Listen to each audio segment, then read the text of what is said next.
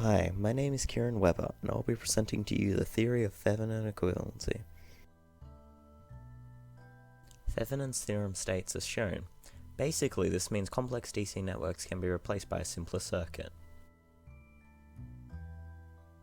As an introduction, we will work through a simple problem with a simple circuit. The circuit contains series and parallel resistor components. The first step is to take the portion of the circuit to be transformed into a simpler Thevenin equivalent circuit and separate it from the rest of the circuit by marked terminals. For this problem, we remove R3 and replace it with AB terminals, forming an open circuit. All current and voltage sources must be set to 0 via short and open circuits respectively. The resistance must be calculated relative to the terminals. The voltage source is set to a short circuit. Relative to the two AB terminals, there is a parallel circuit of R1 and R2. The Thevenin equivalent resistance is as shown. The Thevenin voltage is calculated by finding the voltage between the terminals open circuit. In parallel circuits, each branch has the same voltage. Therefore, the equivalent voltage is found via the voltage across the adjacent parallel resistor. Achieved by using KVL, the equivalent voltage is as shown. Now to finish off, we must create the Thevenin equivalent circuit. Created by placing the Thevenin equivalent resistance and voltage in series with R3. Remember, the current through each resistor is equal in a series circuit. Through Thevenin's theorem, we have found I3 to be as shown. To finish off, we verify our answer. Firstly, to calculate the total resistance, followed by finding the initial and final current.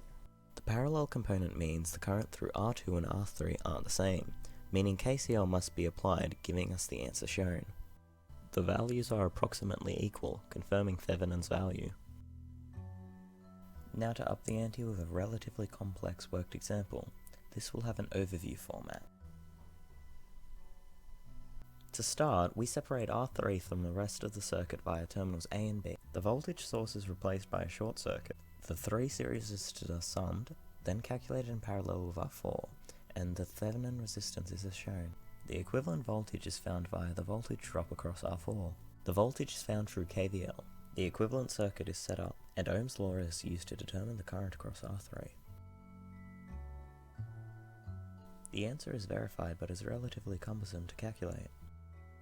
For total resistance, the parallel resistance of R3 and R4 is added in series with R1, R2, and R5. Using the source voltage and total resistance, Ohm's law is applied and initial and final current is as shown.